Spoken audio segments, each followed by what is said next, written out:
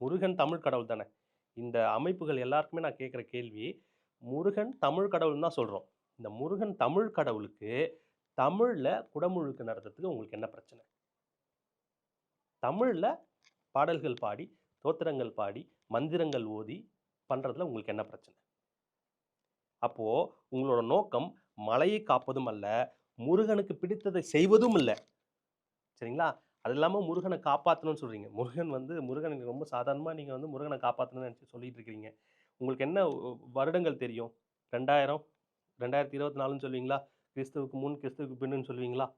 அத தவிர்த்து மிஞ்சி போனா கல்வெட்டுகள எடுத்து வச்சு ஒரு 6000 வருஷத்துக்கு முன்னாடி இருந்தோம். 8000 வருஷத்துக்கு முன்னாடி இருந்தோம் அப்படின்னு நீங்க சொல்வீங்களா? ஆனா, 11 சித்தர்களோட கணக்கு துல்லிய கணக்கு. சரிங்களா? 11 சித்தர்கள் என்ன சொல்றாங்கன்னா, 47,73,126வது வருடம்னு சொல்றாங்க. ஆனி மாதம் கணக்கு துல்லிய கணக்கு குடுக்குறாங்க. இவ்வளவு பழமையான ஒரு இனம். முருகன் பழமையான மனிதருங்க. பழமையான ஆளு. ரொம்ப முப்பாட்டன். அவர வந்து நீங்க என்னத்த காப்பாத்த போறீங்க?